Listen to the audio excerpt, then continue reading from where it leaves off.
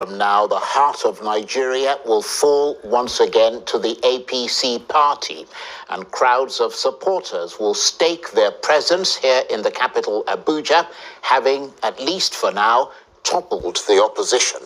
Muhammadu Buhari steps down as president next month following 2 terms in office. He'll hand power over to Bola Tinubu, who won disputed presidential elections in February. President Buhari's critics say that after 8 years in office, he leaves Nigerians worse off than when he came to power in 2015.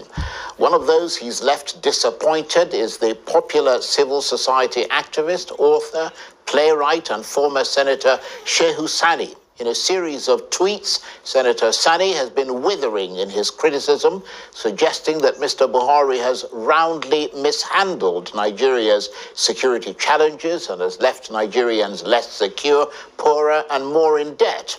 Senator Sani has not been impressed either by the APC team of spokespersons representing the incoming president, Bola Tinubu, and has expressed shock at what he calls the toxic comments from some of them aimed at political opponents and those who disagree with them. Well, for more on this, I'm joined now on the line from Kaduna by the civil society activist, author, playwright, and former Senator Shehu Sani.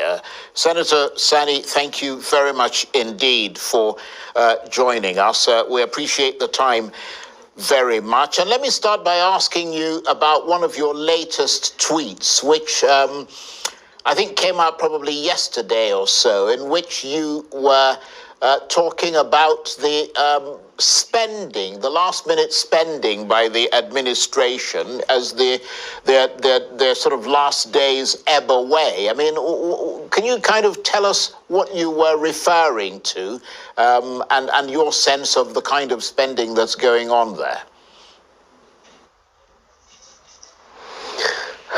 Thank you for having me in your program. Well, President Muhammadu Buhari has spent 8 years in office, and there are 2 paths to which you can use to measure his achievements. One is putting his own track record in comparison with the one he inherited, and also tallying what he promised and what he delivered. These are 2 indices. Now, when I tweeted, my tweet is to reflect what is going on presently. For a government that has very few days to live, a lot of things seems to be happening. When they should be wrapping up and then working towards a handover to a president-elect who is from their party, but they seems to be doing things which they ought to have done many years or many months ago. At this very hour, you see them awarding contracts in billions of naira, and then they are also sourcing for loans from outside of the country. They are issuing out appointments and employing people and engaging in all sorts of things, which to me, I see it as a trap being set for the president-elect, which is Tinubu, as it is clear. All these last-minute engagements by the president does not seem to go in good path, because spokesperson after spokesperson, they keep telling us that we will miss Buhari, we will miss this government, we will wish that he is in power, as if they are handing power to Labour Party or handing over power to PDP.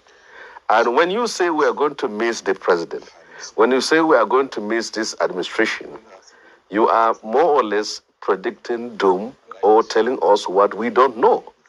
So I am saying this last-minute engagement and involvement and activities of this government does not seem to be one that can be said to be with good intentions. Well, in that context, then, when he steps down next week after 8 years in office, I mean, what sort of country do you think President Buhari will be leaving behind for Nigerians?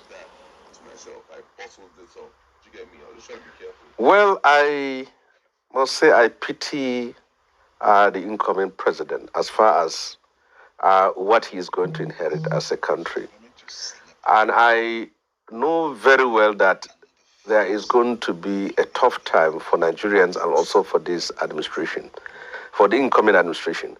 If President Muhammad Buhari has done what he ought to do years ago, it could have been a smooth sailing for the next president. The next president is inheriting a divided country along sectional, ethnic, and regional line. The next president is inheriting over 77 trillion naira domestic and foreign debt. The next president is inheriting 133 million poor Nigerians. The next president is inheriting uncompleted projects and abandoned promises by this administration. The next president is inheriting a serious security problem that has remained unsolved by this administration. According to recent statistic, which was official, about 63,000 Nigerians were killed in the last 8 years of this administration. Kidnapping is still going. Terrorists from Boko Haram to ISIS are still operating. So these are the challenges the next president is going to inherit. And meanwhile, remember, is it the IMF World Bank said in the next few months, about 96% of our revenue will be used to service debt. Now, this is what the incoming president-elect is going to face. So this is the kind of country President Buhari is leaving behind. And to me, I think the next president is not inheriting a plane that's on a tarmac, but he is taking over the seat of a pilot while the plane is on turbulence, it's on storm. So I know that things are not going to be easy because some of the hardest decisions this government ought to have taken, they refused to do it at the last minute. They couldn't remove the oil subsidy, which they are leaving it for the next administration. They couldn't conduct the census. They are leaving it for the next administration, and so many things. And you see them giving out contracts. You see them giving out employment letters. You see them sourcing for more loans. When we move from sourcing for $10, $20 billion loan, we have gone to $800 million loan, which they have even reached a point that as if the country will not function if we don't borrow. So I think what I have seen ahead is a challenge, a tough challenge for Nigerians. And from what I have read from the president-elect, he has not been enthusiastic in making the kind of false promises that was done in the past, like making $1 to 1 naira or building refineries every 6 months. And I believe that by the time Buhari leaves power, there will be a lot of revelation as regards to what has actually happened in the last 8 years